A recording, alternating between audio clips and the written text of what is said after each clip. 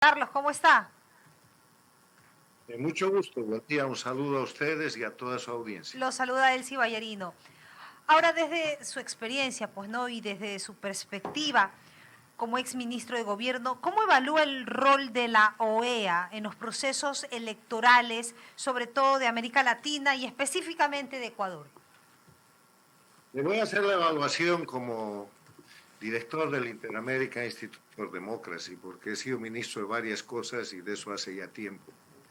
Mi experticia es que yo soy un abogado, soy politólogo y formo parte de un think tank en Estados Unidos que estudia toda la situación de la democracia, la libertad, los derechos humanos en las Américas.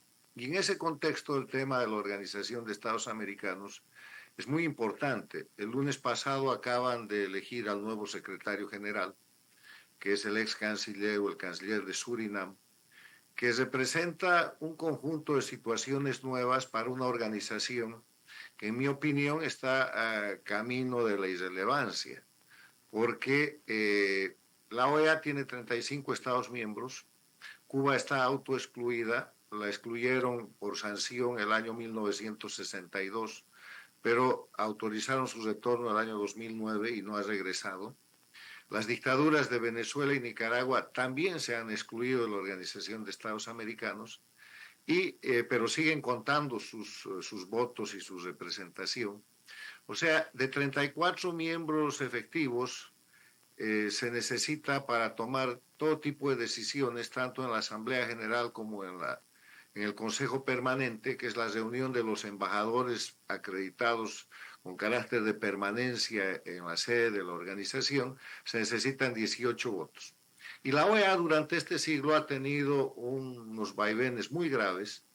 Empieza el siglo con normalidad, pero se produce la elección del secretario general Miguel Ángel Rodríguez, el expresidente de Costa Rica, y lo derrocan.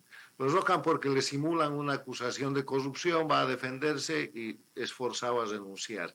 Entonces se abre un espacio donde los candidatos propuestos por Estados Unidos, el año 2004-2005, y los propuestos por Hugo Chávez y en el creciente e iniciante movimiento que en ese momento se llamaba bolivariano, hoy se llama socialismo del siglo XXI, avanza a tratar de poner un representante. Y finalmente consensúan, después de varios empates, que el ex ministro de Chile, Insulza, sería el secretario general, y él es el secretario del año 2005 al 2015, en una gestión marcada por la ignorancia absoluta de la Carta Democrática Interamericana, de la Carta de la OEA, y por permitir, obviamente Insulza era un secretario general de Chávez, el crecimiento de este socialismo del siglo XXI, convirtiendo en dictaduras no solo a Cuba, que se fortalece, sino a Venezuela, a Bolivia, a Nicaragua, y ustedes tienen los 10 años de Correa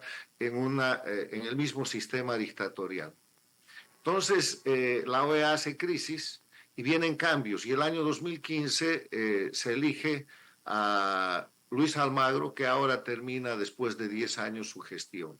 Y los primeros 5 años de Almagro son muy importantes porque, pese a que él era un candidato del socialismo del siglo XXI, se aparta y decide respetar los principios y empieza con el informe sobre Venezuela, que después de 2 o 3 informes termina diciendo que Venezuela era una dictadura. Y ahí viene la crisis, el mejor momento es tal vez el 2018, 19, 20, donde Venezuela llega a tener un presidente legítimo, Guaidó, reconocido por más de 60 países del mundo. En Bolivia renuncia el dictador Evo Morales y se produce un gobierno de transición que termina no siendo de transición, con la señora Áñez, que le devuelve el gobierno al socialismo del siglo XXI. Y ustedes tienen el proceso en el cual el presidente Lenín Moreno, que también llegó con el socialismo del siglo XXI, hace un giro y vuelve por los principios de la democracia. Pero eso ha cambiado en los últimos años porque la mayoría necesaria en la OEA para seguir defendiendo la libertad, la democracia y los principios y valores se ha reducido al punto que el año pasado no lograron la cifra mágica de los 18 votos para censurar a Maduro y señalar adecuada y oportunamente el fraude electoral del 28 de julio. Entonces, ahora se ha producido una elección por unanimidad en la cual el nuevo secretario general es miembro de los países del Caribe. Y esto tiene una importancia central, que radica en el hecho de que Chávez y Castro, para controlar la Organización de Estados Americanos, crearon el Petrocaribe, que es una organización donde Venezuela pone petróleo y con ese petróleo se compran los votos de 14 países miembros de la Organización de Estados Americanos. Maduro ha seguido usando ese recurso. El secretario general pertenece a ese grupo y se espera que con eso se diluya esa influencia, aunque el diagnóstico es reservado respecto a lo que pueda hacer el nuevo secretario general, porque en el debate que tuvo en su momento, hace unas semanas, con el que era entonces candidato también a secretario general, el actual canciller del Paraguay, él no quiso hablar de dictaduras, no quiso hablar de esta amenaza permanente del crimen organizado a través de la toma del poder que se ejerce con claridad desde Cuba, Venezuela, Bolivia y Nicaragua. Ese es el escenario de la Organización de Estados Americanos hoy día. Don Carlos, muy buenos días, muchas gracias por esta entrevista. Esteban Novoa lo saluda. Quería preguntarle qué opina usted respecto de la posición que Estados Unidos está teniendo con la OEA y Trump, que un poco la denosta, ¿no?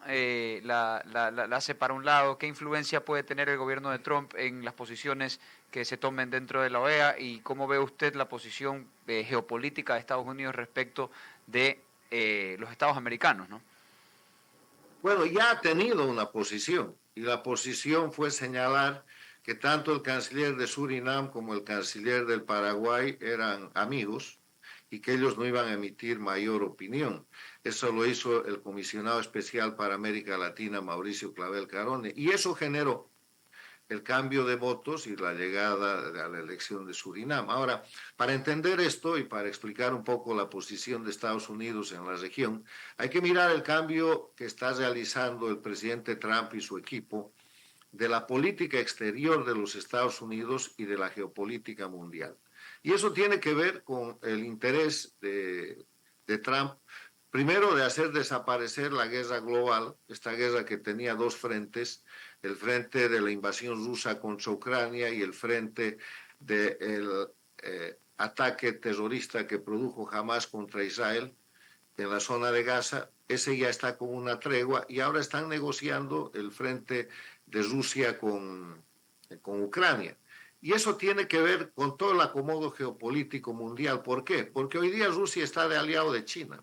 ¿Cómo está sosteniendo la guerra Rusia? Está sosteniendo con financiamiento y con tecnología china, con balística iraní, con soldados norcoreanos y con el apoyo de todas las dictaduras del mundo, que incluyen las del socialismo del siglo XXI, Cuba, Venezuela, Bolivia, Nicaragua, y que incluyen los gobiernos paradictatoriales de la región. Léase Colombia, léase Brasil con Lula y léase México. Entonces, si logra Trump pacificar la zona de Ucrania y logra neutralizar la posición de amigo-enemigo con Rusia, que es lo que pretende hacer pese a la resistencia inclusive de algunos gobiernos europeos, lo que está tratando de hacer es sacar de la alianza actual por motivo de guerra a Rusia bajo el control de China. Quiero decirle que desde que Rusia invade Ucrania, por las sanciones de Occidente, de Europa, de Estados Unidos, del Japón, el mercado ruso, que era un mercado de Occidente, es hoy día un mercado chino. Todo lo que tiene que ver con vehículos, con electrónica, con el sistema financiero, inclusive con las inversiones locales, ha pasado a manos chinas. O sea que si usted pregunta quién está ganando la guerra entre Rusia y Ucrania, China, porque se ha quedado con todo el mercado ruso. Y si eso cambia, que es la intención de Trump, al tratar de poner en una posición neutral a Rusia para después hacerla gravitar como una cuña contra la China, revirtiendo o haciendo un juego parecido, pero al revés de lo que en su momento hicieron el presidente Nixon y el secretario de Estado Kissinger, cuando en plena Guerra Fría, para frenar a la Unión Soviética, reconocieron a la China y lo usaron de cuña. Entonces, si eso cambia, va a cambiar América Latina. Y en América Latina es muy claro muy clara la señal de Trump para terminar con las dictaduras, que son las que a través de mecanismos de guerra híbrida atacan a las democracias, no solamente a Estados Unidos, con migración forzada, con narcotráfico, con fentanilo, con trata de personas, con crimen común. El Ecuador es una democracia víctima de ese tipo de ataque. Don Carlos Sánchez Berzaín, ex ministro de Gobierno en la hermana República de Bolivia. Ya para terminar y antes de formularle la pregunta, ¿usted fue ministro de Gobierno con el presidente Tuto Quiroga, con Hugo Banzer?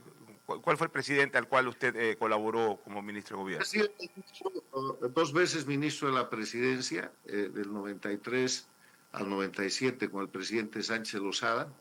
Ministro en esa gestión, y en la gestión del 2002 al 2003 he sido ministro de la Presidencia de nuevo y ministro de Defensa. ¿Con qué presidente fue? Carlos Sánchez Lozada. Yo he sido el ministro del presidente Sánchez Lozada en sus 2 gestiones de gobierno. ¿Cómo ve usted las elecciones del Ecuador, que están muy próximas, en un mes prácticamente, exactamente en un mes? Serían las elecciones en el Ecuador, ¿cómo las ve?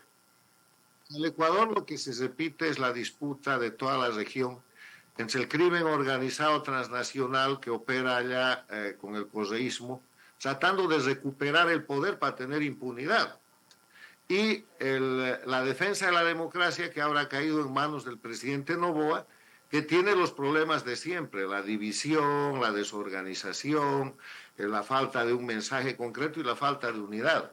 En América Latina, pese a que pasan 25 años de este siglo en los cuales las dictaduras se han expandido, en los cuales el Ecuador ha tenido una dictadura del socialismo del siglo XXI con Correa, que les ha cambiado la constitución, ha expulsado a la DEA, ha sacado al Ecuador de la lucha contra el narcotráfico, se ha aliado con los grupos criminales a los que protegía, acuérdese del bombardeo de la Angostura. Pese a eso, se permite que el crimen organizado tenga vida política a través de expresiones populistas. Y la expresión populista de hoy día, como ustedes lo saben, está empatada con la opción democrática, y eso es muy peligroso para el Ecuador. ¿Para qué quiere ser presidente la señora Torres? Y lo conoce toda la región y el mundo. Para empezar por sacar de la cárcel al ex vicepresidente de Correa y darle a Correa la impunidad que está buscando, como ya lo han hecho en el Brasil. En el Brasil han sacado a Lula de la cárcel y ahora es el presidente, y de esa manera han puesto las cosas en la normalidad de la impunidad. En Bolivia, Evo Morales debería estar en la cárcel después de su renuncia al 2019. Han puesto un delfín, Arce Catacora, el presidente, le ha dado total impunidad, y aunque ahora están peleados, la impunidad está vigente. Entonces, es muy peligroso lo que está pasando en el Ecuador, y define el pueblo, pero esta es una elección en la cual toda la presión regional del choque de las dictaduras de delincuencia organizada, lideradas por Cuba, operadas por Venezuela, integradas por Bolivia y Nicaragua, respaldadas por Colombia, por Brasil y por México, están operando para tratar de regresarle el poder a los operadores o a los títeres del correísmo, que representan su punto de vista. Solo lo dejo con un ejemplo. Cuando después del fraude electoral del 28 de julio en Venezuela, los secuestrados que están en la embajada argentina en Venezuela, los perseguidos del grupo de María Corina Machado, pidieron salvoconductos. El dictador Maduro ofreció los salvoconductos a cambio de que el presidente Noboa del Ecuador libere al señor Glass. Noboa dijo que no, esos señores siguen retenidos y secuestrados en esa embajada. O sea, esta es una confrontación regional en la cual el factor nacional va a ser el que defina, pero va a tener una influencia no solamente en el Ecuador, que volvería a una situación muy crítica, está tratando de salir del crimen organizado, de todo eso que está operado desde Colombia, por Cuba, señalado por Venezuela, y caer en manos del correísmo de nuevo sería muy grave para ustedes y para la región. Muchas gracias, don Carlos Sánchez Berzaín, ex ministro de Gobierno del presidente Sánchez de Lozada en Bolivia hace algunos años atrás. Siempre un placer conversar con gente con mucha experiencia en política internacional. Gracias por su atención.